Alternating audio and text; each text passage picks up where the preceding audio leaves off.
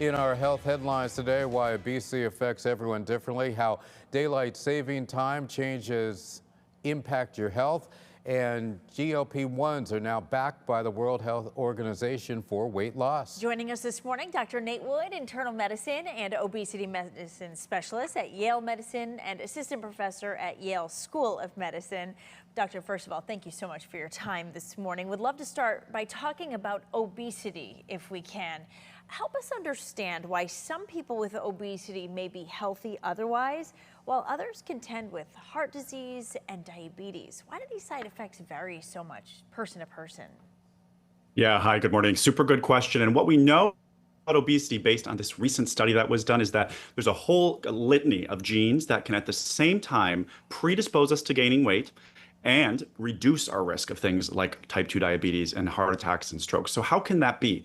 Well, what researchers found is it has to do likely with where our body chooses to store fat. So if our genes tell us to store fat in our subcutaneous tissue, just under our skin, or perhaps around our hips, that's not so bad and may actually even be helpful. But if our genes tell us to store fat around our midsection, around our organs, that can lead to a lot of inflammation and organ dysfunction, leading to things like fatty liver disease and type 2 diabetes. So essentially everyone's genes are different, and thus we are all different. And so if you think you might be at risk for some of these things, be sure to talk to your doctor. All right.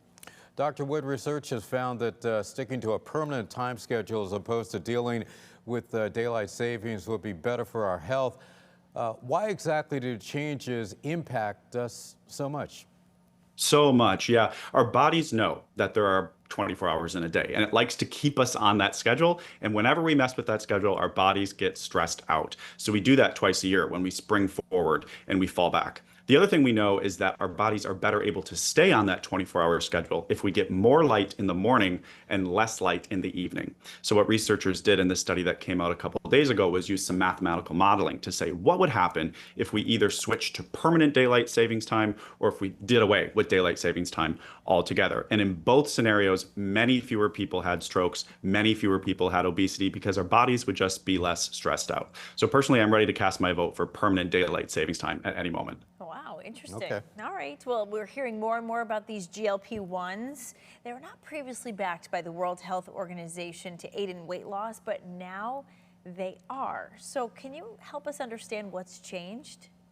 Yes, it's both our understanding and the level of evidence. And so for a long time, we said, okay, obesity is a lifestyle disease. That's what leads to obesity, and that's what can fix obesity. People can just lose weight by exercising and dieting, and then they can keep that weight off. But the research shows that's just really, really, really hard to do. And so now we're increasingly understanding that obesity is a chronic disease. And so like many other chronic diseases, a chronic disease requires a chronic treatment. And so diet and exercise, very important for the prevention of obesity, very important for managing obesity, but these drugs are just so powerful, so helpful, so life-changing for so many people that the World Health Organization is now recognizing them as an important tool in our toolbox. So it's a good thing. All right, Dr. Wood, good segment, covered a lot of topics. Yeah, we did. Appreciate you. Thanks for having me. Thank you for your time.